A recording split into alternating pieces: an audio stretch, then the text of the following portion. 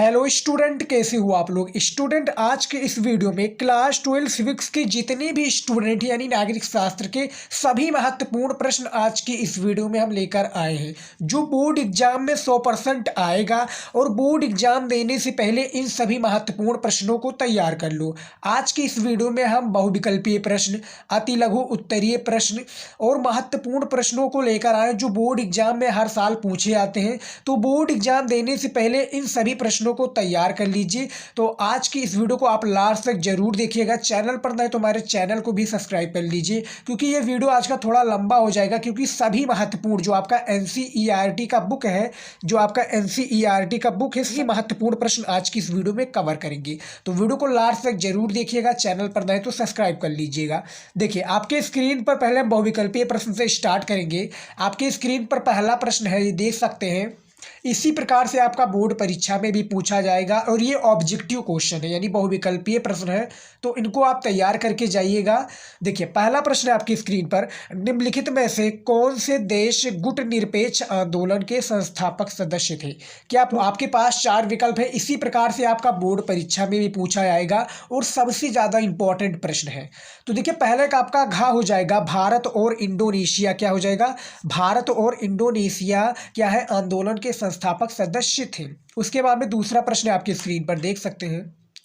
Last में हम आपको एक गुड न्यूज़ भी देंगे, जो कि आपके लिए सबसे ज़्यादा इंपॉर्टेंट होगा। तो वीडियो को आप लास्ट तक जरूर देखिएगा। देखिए, द्वितीय विश्व युद्ध के दौरान निम्नलिखित में से कौन धुरी राष्ट्रों का सदस्य था? यानी कौन है जो धुरी राष्ट्रों का सदस्य था? कौन था? का आपका हो जाएगा जापान, उसके बाद में खा सोवियत संघ, गा ब्रिटेन या घा फ्रांस। तो इनमें से आपका सही उत्तर कौन सा हो जाएगा? हमें कमेंट में बताइएगा यदि आपको पहले से पता है। तो इनमें से आपका का हो जाएगा, क्या हो जाएगा? जापान हो जाएगा, जो कि धुरी राष्ट्रों का सदस्य था। हो गया। उसके बाद में हमारा तीसरा प्रश्न है, स्क्रीन पर देख सकते हैं। द्वितीय विश्व युद्ध कब समाप्त हुआ था? यानी जो द्वितीय विश्व युद्ध है बेसिकली ये कब समाप्त हुआ था? का आपका हो जाएगा 1946 में, खा 1945 में, या गा 1944 में, या घा 1947 में। तीसरे का खा हो जाएगा 1945 में, जो कि बेसिकली द्वितीय विश्व युद्ध समाप्त हुआ था। याद होगा? चलिए देखते हैं। इन सभी प्रश्नों को आप तैयार कर लीजिएगा। इंपॉर्टेंट प्रश्न है और पूरे बुक से लिया गया प्रश्न है। चौथा प्रश्न है आपकी स्क्रीन पर। सोवियत संघ कितने गणराज्यों को मिलाकर बनाया गया? यानी जो सोवियत संघ है ये कितने गणराज्य मिलकर बनाया गया? ए आपका हो जाएगा, यानी का आपका हो जाएगा 28, खा 13, गा 15 या घा 18। तो इनमें से आपका सही उत्तर हो जाएगा। यदि आपको स्टूडेंट पता है तो हमें बिना हिचकिचाए आप कमेंट में बता सकते हैं, क्योंकि हम सभी कमेंट का रिप्लाई देखते हैं। कमेंट देखते हैं कि कितने बच्चों ने हमारी रिप्लाई दिया है, कितने बच्चों ने सही उत्तर इसका दिया है। तो इनमें से आपका गा हो जाएगा, याद रखिएगा, जो कि 15 हो जाएगा। सोवियत संघ गणराज्यों को मिलाकर बनाया गया। चलिए देखते हैं, अगले प्रश्न देखते हैं, क्योंकि इस वीडियो में हम जितने भी महत्वपूर्ण प्रश्न हैं ये आप एक प्रकार से मैराथन क्लास भी ले सकते हैं, क्योंकि इसमें सभी महत्वपूर्ण प्रश्न करेंगे जो कि आपको कितने 100 में 100 मार्क्स आपको दिलाकर रहेगा, यानी 100% मार्क यही दिलाकर रहेगा। तो पांचवा प्रश्न है आपकी स्क्रीन पर। सोनी, होंडा तथा सुजुकी जैसे प्रसिद्ध ब्रांड का संबंध किस देश से? यानी जो का आपका हो जाएगा चीन, खा कोरिया, गा भारत या घा जापान। इनमें से आपका पांचवे का घा हो जाएगा, जापान हो जाएगा, जो कि सोनी, देखिए सोनी, होंडा तथा सुजुकी जापान की कंपनी है, ब्रांड कंपनी है, मोटरसाइकिल गाड़ी वगैरह यही बनाती है। 6 नंबर आपका प्रश्न है। निम्न में से किसने खुले द्वार की नीति अपनाई? इन चारों देश में से जो खुले द्वार की नीति अपनाई, किन देश ने अपनाई? तो देखिए, इनमें से आपका चीन हो जाएगा, याद रखिएगा। चीन जो है खुले द्वार की नीति अपनाई थी, ये याद रखिएगा। 7वां प्रश्न है आपके स्क्रीन पर। सभी इंपॉर्टेंट क्वेश्चन है और वीवीआई है, याद रखिएगा। वीवीआई है क्योंकि वेरी वेरी इंपॉर्टेंट, और पूरे बुक से छठे क्वेश्चन को हमने लिया है, यानी पूरा जो इंपॉर्टेंट लगा था हमें कि, और जो हर साल आता है, इस बार भी आने के काफ़ी चांसेस है, उसी प्रश्न को हमने लिया हूँ। 7वां प्रश्न है। निम्न में से कौन सा देश आसियान का सदस्य नहीं है? यानी जो आसियान है इनमें से चारों में से कौन नहीं है, ये बताना है। का आपका हो जाएगा इंडोनेशिया, खा मलेशिया, गा थाईलैंड या घा संयुक्त राज्य अमेरिका। तो बताइएगा यदि आपको स्टूडेंट इस प्रश्न का पता है आंसर, तो हमें बताइएगा, क्योंकि आपकी डिमांड पर ही हमने ये वीडियो बनाया है। तो 7वें का आपका घा हो जाएगा संयुक्त राज्य अमेरिका हो जाएगा, जो कि आसियान का सदस्य नहीं है, याद रखिएगा। 8वां प्रश्न है। भारत तथा पाकिस्तान के बीच क्या है? भारत तथा पाकिस्तान के बीच शिमला समझौते पर हस्ताक्षर कब हुए थे? शिमला समझौता जो था भारत और पाकिस्तान यानी भारत और पाक के बीच, ये कब हुआ था? आठवें का जो आपका गा हो जाएगा 1972 हो जाएगा इसका राइट आंसर, याद रखिएगा। 1972 में इन दोनों देशों के बीच में समझौता हुआ था। 9th नंबर प्रश्न है, देखिए, स्वाधीनता से पहले बांग्लादेश किस देश का हिस्सा था? यानी जो स्वाधीनता से पहले बांग्लादेश है, आप पहले प्रश्न को पढ़िए कि बांग्लादेश किस देश का हिस्सा था। का आपका हो जाएगा पाकिस्तान, खा चीन, गा भारत या घा इनमें से कोई नहीं। तो स्वाधीनता से पहले की बात हो रही, तो इनमें से आपका राइट आंसर हो जाएगा पाकिस्तान हो जाएगा। किस देश का हिस्सा था? पाकिस्तान का हिस्सा था बांग्लादेश। स्टूडेंट याद रखिएगा। तो 9th नंबर भी प्रश्न हमने क्लियर कर लिया है, यानी इसको भी हमने सॉल्व कर दिया है। चलिए 10वां प्रश्न है, एमनेस्टी इंटरनेशनल का संबंध किस विषय में है? देखिए प्रश्न को देखिए कि क्या प्रश्न पूछा गया है। एमनेस्टी इंटरनेशनल का संबंध किस विषय से है? तो ये बताना है आपको। का आपका हो जाएगा पर्यावरण, खा आर्थिक सुधार, गा मानव अधिकार या घा आतंकवाद निरोध। तो देखिए इनमें से जो 10वां प्रश्न है इसका सही उत्तर हो जाएगा मानव अधिकार हो जाएगा, जो कि इससे संबंध है। एमनेस्टी इंटरनेशनल का संबंध मानव अधिकार से संबंधित है। उसके बाद में देखिए अगला प्रश्न क्या है हमारा 11 नंबर, निम्नलिखित में से किस देश के पास निषेधाधिकार ब्रैकेट में आपका बीटो पावर नहीं है? यानी जो बीटो पावर है किन देश के पास नहीं है? का आपका हो जाएगा जापान, खा चीन, गा ग्रेट ब्रिटेन या घा फ्रांस। तो इनमें से को आपको बताना है इन चारों देशों में से किसके पास जो बीटो पावर नहीं है। इनमें से आपका जो राइट आंसर हो जाएगा, सही विकल्प हो जाएगा 11 का आपका याद रखिएगा का हो जाएगा जापान हो जाएगा। क्या है? जापान में जो है वीटो पावर नहीं है। उसके बाद में 12 नंबर प्रश्न है, विश्व व्यापार संगठन का मुख्यालय कहाँ पर है? जो विश्व देखिए व्यापार संगठन का जो मुख्यालय है ये कहाँ पर है ये बताना है। का आपका हो जाएगा जिनेवा में, उसके बाद में खा न्यूयॉर्क में, गा पेरिस में या घा हैग में। अब ये विश्व स्वास्थ्य संगठन भी ये प्रश्न पूछ लिया जाता है बोर्ड एग्जाम में, कभी कभी होम साइंस में ज़्यादातर पूछा जाता है, तो आपको नहीं, लेकिन पूछ लिया गया बाय द वे कि विश्व का चिकित्सा यानी विश्व स्वास्थ्य संगठन कहाँ पर है। तो मैं बताऊंगा जो राइट आंसर है इसका 12 नंबर प्रश्न का वही उसका भी हो जाएगा। तो इनमें से जो 12 प्रश्न इसका का हो जाएगा जिनेवा हो जाएगा, जो कि स्विट्जरलैंड में जिनेवा है, वहीं पर स्वास्थ्य संगठन का भी मुख्यालय है और विश्व व्यापार संगठन का भी मुख्यालय है। 13 नंबर प्रश्न है आपकी स्क्रीन पर, देखिए संयुक्त राष्ट्र संघ दिवस। देखिए संयुक्त राष्ट्र संघ दिवस किस तिथि को मनाया जाता है? का आपका हो जाएगा 2 अक्टूबर, खा 24 अक्टूबर, गा 14 नवंबर या घा 26 जनवरी। तो देखिए इनमें से जो संयुक्त राष्ट्र दिवस मनाया जाता है, याद रखिएगा खा हो जाएगा आपका 24 अक्टूबर को मनाया जाता है को संयुक्त राष्ट्र संघ दिवस। 14 नंबर प्रश्न आपकी स्क्रीन पर देख सकते हैं। क्या है प्रश्न? देखिए विश्व बैंक की औपचारिक स्थापना किस वर्ष हुई? यानी जो विश्व बैंक है इसकी जो औपचारिक स्थापना हुई बेसिकली ये कब हुई? आपके स्क्रीन पर 4 विकल्प हैं, इन्हीं में से आपका एक सही विकल्प हो जाएगा। तो इनमें से आपका का हो जाएगा 1944 हो जाएगा। क्या हो जाएगा? 1944 में औपचारिक स्थापना हुई थी। विश्व बैंक की जो औपचारिक स्थापना 1944 में हुई थी।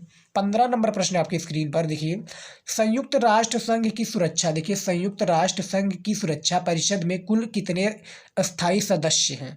का आपका हो जाएगा 15, खा 10, गा 5 या घा 8। तो 15 नंबर प्रश्न का सही विकल्प हमें बताइए स्टूडेंट।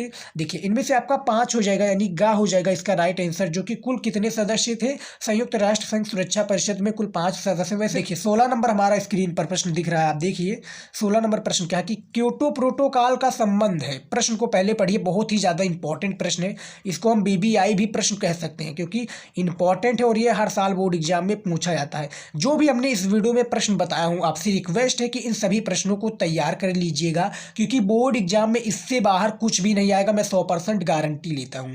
तो आप इन सभी प्रश्नों को तैयार कर लीजिए और वीडियो को लास्ट तक जरूर देखिएगा स्टूडेंट। इसमें जितने भी प्रश्न को लेकर आए हैं बहुत ही ज़्यादा महत्वपूर्ण है आपके बोर्ड एग्जाम के लिए, तो इन सभी प्रश्नों को तैयार कर लीजिएगा। तो जो क्योटो प्रोटोकॉल का संबंध है बेसिकली इनमें से आपका राइट आंसर हो जाएगा। याद रखिए यदि आपको प्रश्न का उत्तर पता है तो हमें निसंकोच आप कमेंट में बताइएगा स्टूडेंट। तो देखिए 16 का आपका खा हो जाएगा पर्यावरण सुरक्षा हो जाएगा, याद रखिएगा। चलिए देखते हैं अगला प्रश्न, देखते हैं हमारा 17 नंबर प्रश्न क्या है कि भारत में अनुसूचित जनजातियों के जीवन यापन का मुख्य साधन क्या है, ये बताइए। तो जो भारत में अनुसूचित जो जनजाति है उनका जो मुख्य साधन है सभी को पता होगा क्या है खेती है, खेती यानी कृषि है, खेती कृषि, ये जो अनुसूचित जनजाति है इन्हीं से अपना खेती बाड़ी से जीवन अपना यापन करते हैं। 18 नंबर प्रश्न है, देखिए 1992, देखिए प्रश्न क्या पूछा गया है, 1992 में पृथ्वी सम्मेलन कहाँ हुआ था, ये बताइए। जो 1992 में पृथ्वी सम्मेलन हुआ था ये किस देश में हुआ था, का आपका हो जाएगा संयुक्त राज्य अमेरिका में, खा जापान में, गा ब्राजील में, या घा इनमें से कोई नहीं। तो देखिए इनमें से आपको बताना है सही उत्तर, इनमें से आपका ब्राजील हो जाएगा, जो कि 1992 में इस यहाँ पर इस देश में क्या है, पृथ्वी सम्मेलन हुआ था। चलिए देखते हैं, 9 नंबर प्रश्न है आपका, सॉरी 19 नंबर प्रश्न है, पर्यावरण पर स्ट्राक, देखिए स्ट्राक होम सम्मेलन किस वर्ष आयोजित हुआ। देखिए इनमें से आपका सही उत्तर हो जाएगा, याद रखिएगा, गा हो जाएगा 1972 में, जो कि पर्यावरण स्टॉक होम सम्मेलन हुआ आयोजित हुआ था। उसके बाद में हमारा स्क्रीन पर 20 प्रश्न है, देखिए 20 नंबर प्रश्न क्या है, विश्व का सबसे बड़ा तेल उत्पादक देश कौन सा है। सभी को पता है, यदि आपको नहीं पता है तो मैं बता दूं, इनमें से आपका का हो जाएगा सऊदी अरब हो जाएगा। क्या हो जाएगा, सऊदी जो अरब है ये विश्व का सबसे बड़ा तेल उत्पादक देश है, याद रखिएगा। आज की डेट में प्रेजेंट टाइम की बात हो रही है, तो देखिए 20 नंबर का आपका राइट आंसर हो जाएगा सऊदी अरब। 21 नंबर प्रश्न आपकी स्क्रीन पर देखिए, महात्मा गांधी की हत्या कब की गई, यानी जो महात्मा गांधी की हत्या है ये कब की गई थी, ये बताना है। का आपका हो जाएगा 30 जनवरी 1947 को, खा 30 जनवरी 1948 को, गा 30 जनवरी 1949 को, या घा 30 जनवरी 1950 को। तो जो महात्मा गांधी की हत्या कब की गई, बात यहाँ पर ये हो रही है, तो आपका जो इसमें से आपका सही विकल्प हो जाएगा 30 जनवरी 1948 हो जाएगा, याद रखिएगा। महात्मा गांधी की हत्या इस दिन हुई थी, यहाँ पर इतना तारीख है 1948 में, 30 जनवरी 1948 को इनकी हत्या की गई थी। चलिए देखिए जो 22 नंबर प्रश्न है, राज्य पुनर्गठन अधिनियम कब पास हुआ था। जो राज्य पुनर्गठन अधिनियम है ये बेसिकली कब पास हुआ था ये बताना है। आपकी स्क्रीन पर 4 विकल्प है, इन्हीं में से आपका एक राइट आंसर हो जाएगा। तो देखिए जो इनमें से आपका सही विकल्प है, मैं बता दूं, इनमें से आपका का हो जाएगा 1953 में की, याद रखिए 1953 में अधिनियम पारित हुआ था। 23 नंबर प्रश्न देखिए, वह राज्य जहां केंद्रीय खाद्य एवं, देखिए वो राज्य जो केंद्रीय खाद्य एवं कृषि मंत्री, देखिए ब्रैकेट में आपका 1952-54 रफ़ी अहमद किदवई रहते थे। क्या है, रफ़ी अहमद किदवई रहते थे। का आपका हो जाएगा हरियाणा, खा उत्तर प्रदेश, गा महाराष्ट्र, या घा बिहारी। तो देखिए इनमें से जो 23 नंबर प्रश्न है, यदि आपको पता है तो हमें निसंकोच बताइएगा, क्योंकि आपके जो एनसी काफ़ी स्टूडेंट सोच रहे हैं कि ये सर प्रश्न कहाँ से ले आए, तो मैं बता दूं जो आपका एनसीईआरटी का बुक है, जाइएगा इन सभी प्रश्नों को मिलाइएगा, वहीं पर मिल जाएगा आपका सभी प्रश्न, सभी डाउट आपका वहीं पर क्लियर हो जाएगा। तो देखिए इनमें से आपका उत्तर प्रदेश हो जाएगा सही विकल्प आपके 23 नंबर प्रश्न का। 24 नंबर प्रश्न है, देखिए योजना आयोग के स्थान पर नीति आयोग की स्थापना किस वर्ष हुई। का आपका हो जाएगा 2015 में, खा 2016 में, या गा 2019 में, या घा 2017 में। तो जो योजना आयोग के स्थान पर नीति आयोग की स्थापना हुई थी, याद रखिएगा इनमें से 2015 हो जाएगा स्टूडेंट, सही विकल्प इसका आपका का हो जाएगा। 25 नंबर प्रश्न है, देखिए आपका प्रश्न इसी प्रकार से, बेसिकली मैं बता दूं आपका 100 मार्क्स का पूर्णांक होता है, 10 आपका बहुविकल्पीय प्रश्न होता है, और वही ये इसी एग्जामिनर जो होता है आपका जज कर लेता है कॉपी कि किस प्रकार से आपने आगे भी लिखा होगा। तो मेरी रिक्वेस्ट है इन सभी प्रश्नों को तैयार कर लीजिएगा। देखिए 25 नंबर प्रश्न है स्क्रीन पर, भारत ने शुरुआती दौर में विकास की जो नीति अपनाई उसमें निम्नलिखित में से, देखिए उसमें निम्नलिखित में से कौन सा विचार शामिल नहीं था। का नियोजन, खा उदारीकरण, गा सहकारी खेती, या घा आत्मनिर्भरता। तो देखिए इनमें से आपका सही जो उत्तर हो जाएगा, इन चारों में से आपका एक सही है, 3 गलत है। तो देखिए इनमें से आपका उदारीकरण हो जाएगा, याद रखिएगा खा हो जाएगा उदारीकरण, जो कि इसमें कौन सा विचार शामिल नहीं था, उदारीकरण। 26 नंबर प्रश्न है, पंचशील समझौता किन देशों के बीच हुआ। जो पंचशील समझौता है ये किन देशों के बीच हुआ। का आपका हो जाएगा भारत पाक के बीच में, खा भारत पाक बांग्लादेश में, गा भारत चीन, या इनमें से कोई नहीं, यानी तीनों में से गलत है, यानी ये तीनों गलत है। तो देखिए इनमें से जो आपका सही है गा हो जाएगा भारत चीन हो जाएगा। क्या हो जाएगा, पंचशील समझौता इसी के बीच में हुआ था, याद रखिएगा। चलिए देखते हैं, देखिए हमारा 27 नंबर प्रश्न है, आपकी स्क्रीन पर देख सकते हैं, दलाई लामा कहाँ के धार्मिक नेता थे। जो दलाई लामा है ये कहाँ के धार्मिक नेता थे ये बताना है आपको। का आपका हो जाएगा तिब्बत, खा चीन, गा भारत, या घा म्यांमार। तो इनमें से आपका जो राइट आंसर हो जाएगा बताइए हमें कमेंट पे स्टूडेंट, यदि आपको आता है तो। देखिए इनमें से आपका सही विकल्प हो जाएगा, का हो जाएगा तिब्बत हो जाएगा, जो कि दलाई लामा धार्मिक जो नेता थे तिब्बत के थे। चलिए देखते हैं 28 नंबर प्रश्न है, भारत ने अपना पहला परमाणु परीक्षण किया था, कितने ईस्वी में किया था, कितने सन में किया गया था। तो जो भारत है स्टूडेंट याद रखिएगा, ये मई 1974 में किया था। याद रखिएगा कितना, मई 1974 में भारत ने अपना पहला परमाणु परीक्षण किया था। तो गा आपका 28 का गा हो जाएगा सही विकल्प।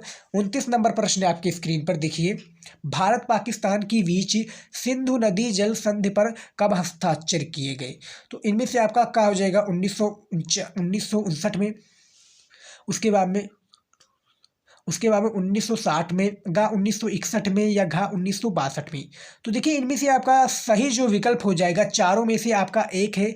तो याद रखिएगा, कमेंट में हमें बता सकते हैं इसका आंसर। तो इनमें से आपका 1960 हो जाएगा। याद रखिएगा स्टूडेंट, सभी इंपॉर्टेंट क्वेश्चन और वीवीआई है, तो इनको सभी को आपको तैयार करके जाना है। 30 नंबर प्रश्न है देखिए, 1965 में भारत पाकिस्तान युद्ध के समय का भारत प्रधानमंत्री कौन था। देखिए जो 1965 है, भारत पाकिस्तान के जो युद्ध के समय भारत के प्रधानमंत्री कौन थे, का आपका हो जाएगा इंदिरा गांधी, खा जवाहरलाल नेहरू, गा चरण सिंह, या घा लाल बहादुर शास्त्री। तो इनमें से आपका घा हो जाएगा लाल बहादुर शास्त्री जी थे, जो कि थे क्या है, भारत और पाकिस्तान के युद्ध के समय जो भारत के प्रधानमंत्री थे लाल बहादुर शास्त्री जी थे। उसके बाद में 31 नंबर प्रश्न देखिए, ताशकंद समझौता किसके बीच हुआ था। जो ताशकंद समझौता है ये किस देश के बीच में हुआ था, भारत पाकिस्तान, भारत नेपाल, भारत श्रीलंका, या घा भारत भूटान। तो इनमें से आपका सही जो विकल्प हो जाएगा स्टूडेंट, याद रखिएगा, भारत पाकिस्तान के बीच में ताशकंद समझौता हुआ। क्या है, इन दोनों देशों के बीच में समझौता हुआ ताशकंद।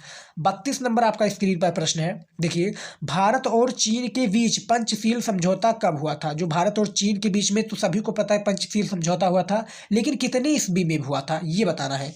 तो इनमें जो आपका सही विकल्प हो जाएगा, क्या हो जाएगा आपका 1954 में हो जाएगा। याद रखिएगा क्या है, 1954 में भारत और पाकिस्तान के बीच में पंचशील समझौता हुआ। ताशकंद समझौता भारत और पाकिस्तान के बीच में हुआ था, लेकिन जो भारत और चीन के बीच में पंचशील समझौता हुआ। इस स्क्रीन पर 33 नंबर प्रश्न है देखिए, 33 क्या है प्रश्न कि लोकसभा, देखिए लोकसभा के 5वें आम चुनाव किस वर्ष हुए थे। तो लोकसभा के जो 5वें आम चुनाव हुए थे वर्ष आपका 1970, 1971, वर्ष 1972, या वर्ष 1973। तो इनमें से जो चुनाव हुआ था आम चुनाव, ये आपका याद हो जाएगा 1971 में हुआ था। 1971 में जो लोकसभा 5वें आम चुनाव हुआ था, ये 1971 हो जाएगा, वर्ष यही था। 34 नंबर प्रश्न है, इंदिरा, देखिए Indira is India, Indira is Indira, देखिए इंदिरा इज इंडिया और इंडिया इज इंदिरा नारा किसने दिया। का आपका हो जाएगा DK बरुआ, खा चारू मजूमदार, गा जयप्रकाश नारायण, या घा मेराजरी देसाई। तो इन्हीं में से आपका एक है। तो देखिए इनमें से आपका क्या हो जाएगा, DK बरुआ जी ने दिया था ये नारा, जो कि किसके ऊपर था, इंदिरा गांधी जी के ऊपर था शायद। 35 नंबर प्रश्न है, आपातकाल है देखिए, आपातकाल किस तारीख को घोषित हुआ था।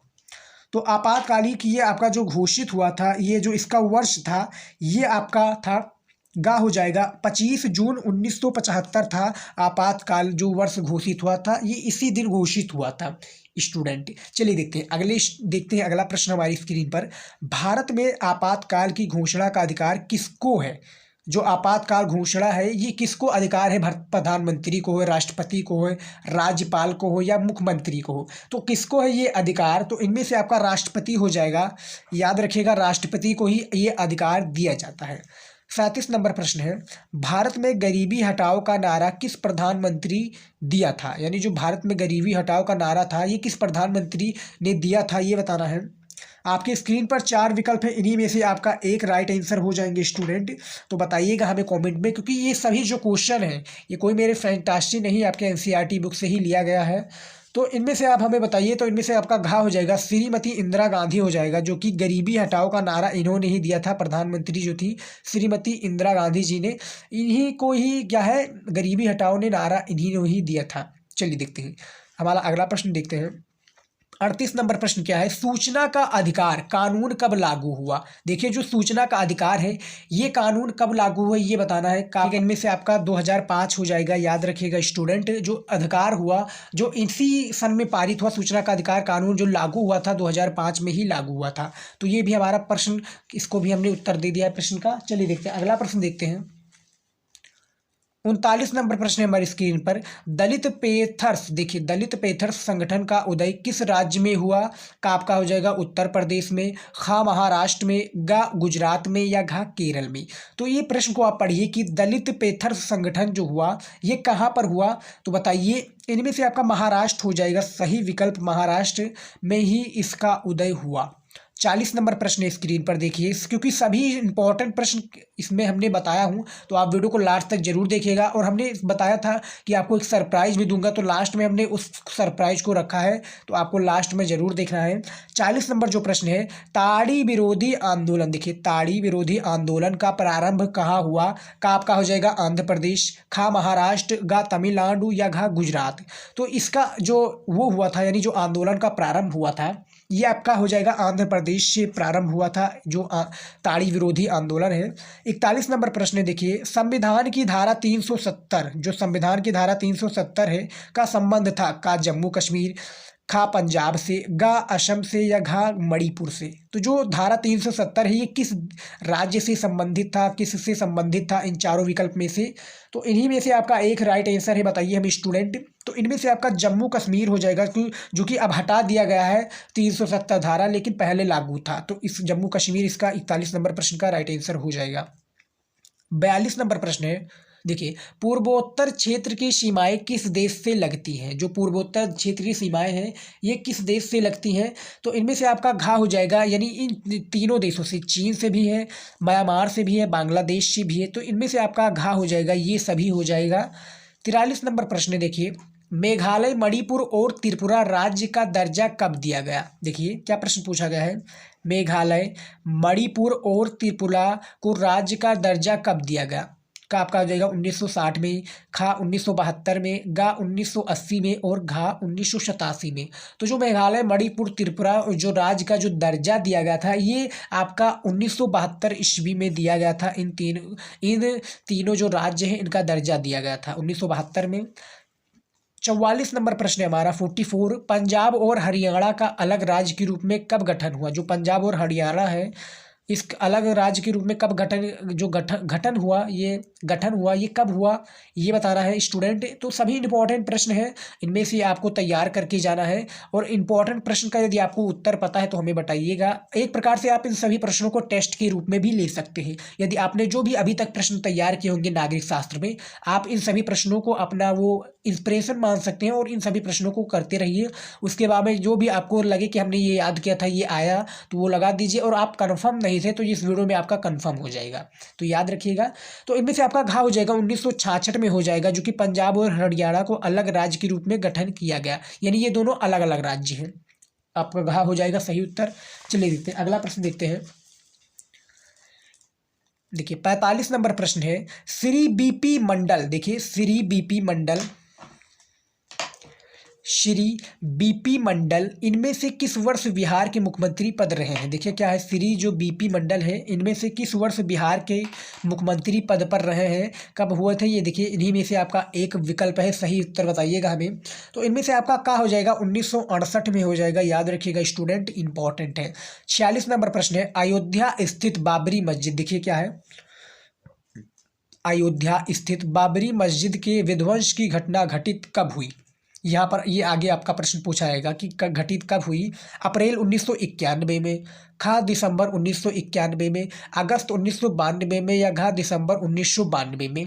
तो इनमें से आपका घा हो जाएगा, याद रखिएगा 1992 में जो अयोध्या स्थित बाबरी मस्जिद इसका विध्वंस घटित हुआ था 1992 में दिसंबर में।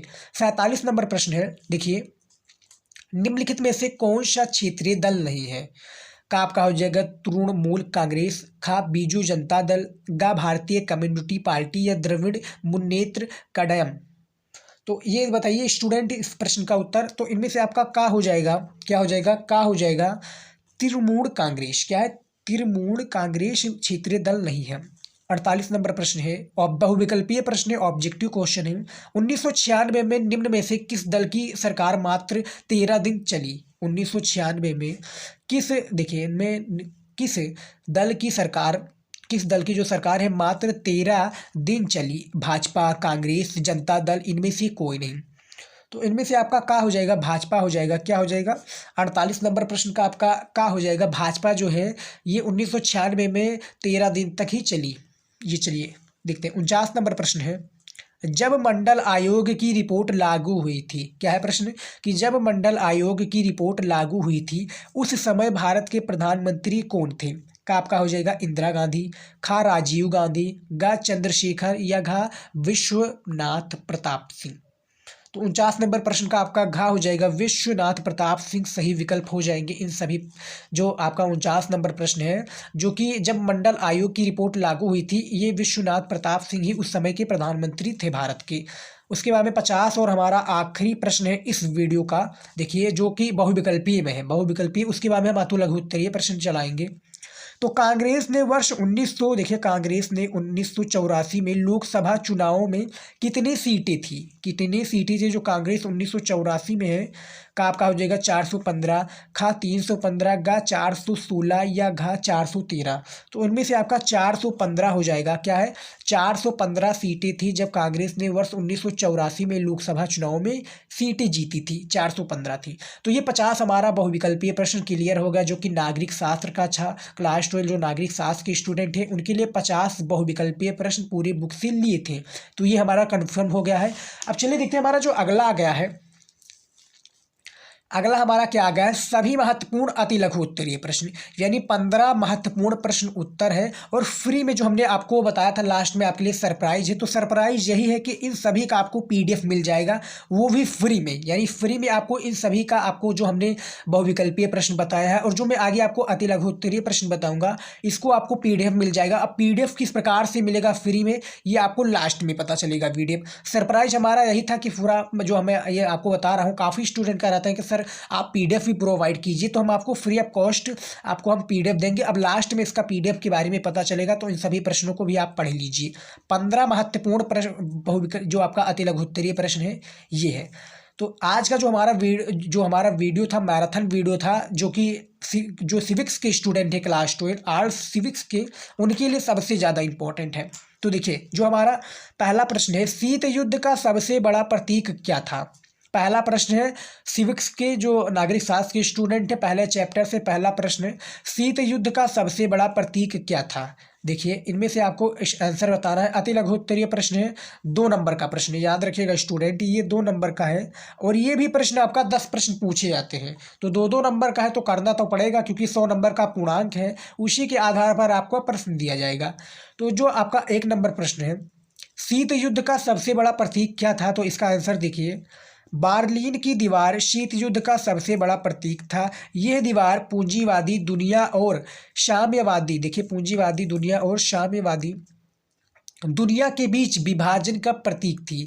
1961 में बनी 150 किलोमीटर, देखिए 150 किलोमीटर लंबी ये दीवार पश्चिमी बार्लिन को पूर्वी बार्लिन से अलग करती थी। अंततः जनता ने इसे 9 नवंबर 1900, देखिए 1989 को तोड़ दिया। क्या है, 9 नवंबर 1989 को क्या है, इस दीवार को तोड़ दिया गया था। तो पहला प्रश्न हमने क्लियर कर दिया है। उसके बाद में हमारा दूसरा प्रश्न है, देखिए क्या है दूसरा प्रश्न, भारत पाकिस्तान विवाद के 2 कारण बताइए। यानी जो भारत और पाकिस्तान के विवाद है, यानी विवाद हुआ, ये 2 कारण आपको बताना है। ये आपका 2020 में प्रश्न पूछा गया था, देख सकते हैं, बहुत ही इंपॉर्टेंट प्रश्न है।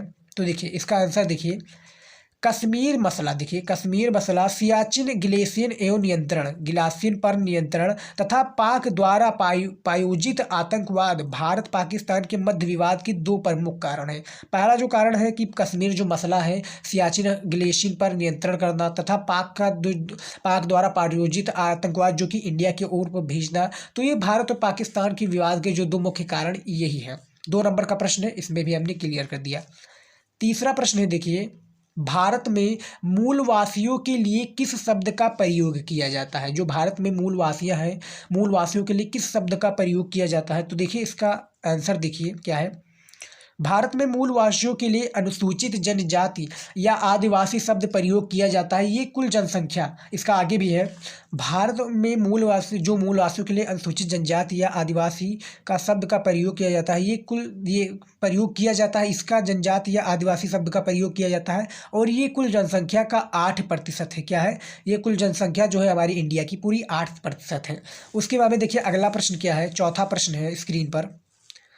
चौथा नंबर प्रश्न क्या है, सार्क संगठन की स्थापना कब हुई थी? यानी ये सभी जो प्रश्न हैं इंपॉर्टेंट है, इन सभी प्रश्नों को आपको रिक्वेस्ट है, इन सभी प्रश्नों को आप तैयार कर लीजिएगा, क्योंकि इस वीडियो में हमने 15 महत्वपूर्ण प्रश्न उत्तर लेकर आया हूँ, याद रखिएगा। चलिए देखते हैं। सार्क अर्थात साउथ एशियन एसोसिएशन, सार्क अर्थात South Asian association for regional cooperation the chess की स्थापना 8 दिसंबर 1985, क्या है? 8 दिसंबर 1985 बांग्लादेश की राजधानी ढाका में हुई थी। इसका मुख्यालय काठमांडू नेपाल में है। सार्क की स्थापना ये हुई थी, आप देख सकते हैं 8 दिसंबर 1985 में बांग्लादेश की राजधानी जो ढाका है वहीं में हुई थी। पांचवा प्रश्न है आपकी स्क्रीन पर।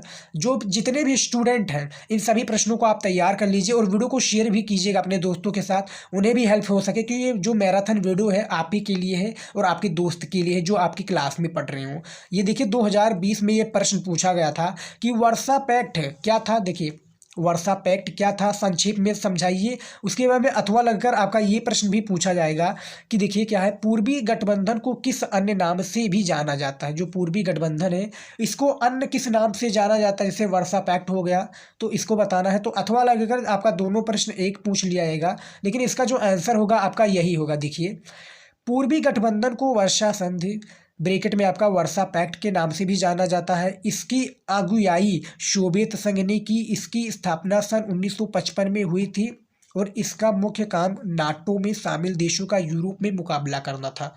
जो पूर्वी गठबंधन जो अन्य नाम से जाना जाता है वो आपका वर्सा पैक्ट के नाम से, वर्सा संधि या वर्सा पैक्ट के नाम से भी जाना जाता है।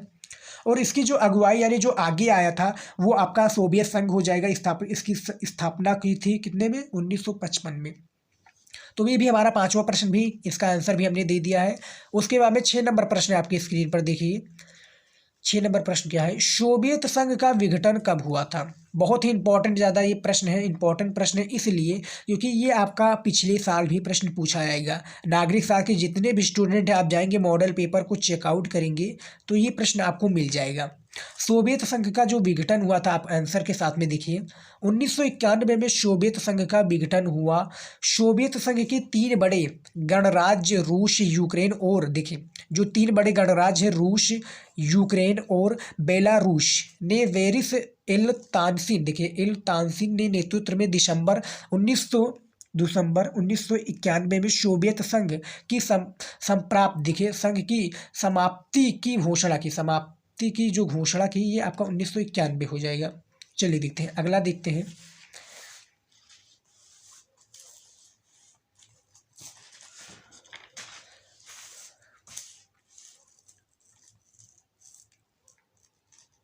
देखिए 7वां नंबर प्रश्न है आपकी स्क्रीन पर देख सकते हैं। SEA2, देखिए SEA2 तथा CENTO का पूर्ण विस्तारित रूप बताइए, यानी इसका फुल फॉर्म क्या है ये बताइए। तो देखिए इसका फुल फॉर्म भी हमने लिखा हुआ है, देखिए क्या है, किस प्रकार से आपको देना है। SEA2, देखिए SEA2 का है दक्षिण पूर्वी एशियाई संधि संगठन और CENTO का केंद्रीय संधि संगठन है। तो इसका दोनों का जो पूर्ण विस्तार यानी फुल फॉर्म है यही है, आप देख सकते हैं। उसके बाद में हमारा 8वां प्रश्न आ जाता है निषेधाधिकार। देखिए निषेधाधिकार, वीटो पावर से आप क्या समझते हैं? ब्रैकेट में आपका वीटो पावर लग जाएगा। वीटो पावर से आप क्या समझते हैं ये बताइए। तो देखिए संयुक्त राष्ट्र संघ के स्थायी सदस्यों को निषेधाधिकार की शक्ति प्रदान की गई। इसका तात्पर्य यह है कि यदि 5 स्थायी सदस्य में से कोई एक सदस्य सुरक्षा परिषद के किए गए निर्णय से सहमत नहीं है तो वो निर्णय की वीटो पावर के माध्यम से रद्द कर सकता है। यानी कहने का मतलब है 5 इसमें सदस्य देश होते हैं, जैसे कि अभी हमारे इंडिया जो देश है, भारत देश है, वो वीटो पावर में अप्लाई करने के बारे में सोच रहा था, लेकिन जो 4 देश है वो तो मान रहा है, लेकिन जो हमारा इसमें चीन है, जो चीन देश है वो नहीं मान रहा है भारत को शामिल यानी अपने अंदर शामिल करने के लिए वीटो पावर में, तो वो नहीं मान रहा है। तो उसकी वजह से अभी थोड़ी कंट्रोवर्सी चल रही है उसके ऊपर। लेकिन जो रूस है वो दबाव डाल रहा है चीन के ऊपर कि जो इसमें बात हुई रही थी, क्या बात हुई रही थी कि संयुक्त राष्ट्र संघ के स्थायी सदस्यों की जो निषेधाधिकार की शक्ति प्रदान की गई। इसका तात्पर्य यह है कि पांचों स्थायी सदस्य में से कोई एक सदस्य सुरक्षा परिषद के किए गए जो निर्णय में सहमत नहीं है, सुरक्षा परिषद में जो किए गए निर्णय में जो सहमत नहीं है, तो इस निर्णय को वीटो पावर के माध्यम से रद्द कर सकता है। ये हमारा 8वें प्रश्न का बात हुई थी। उसके बाद में 9 नंबर प्रश्न है, देखिए world council of indigenous people का गठन हुआ था। जो वर्ल्ड काउंसिल ऑफ इंडिजेशन है, इसका जो पीपल का जो गठन हुआ था, ये कब हुआ था? देखिए इसका आंसर देखिए, world council of indigenous people का गठन 1975 में हुआ। संयुक्त राष्ट्र संघ में सर्वप्रथम इसे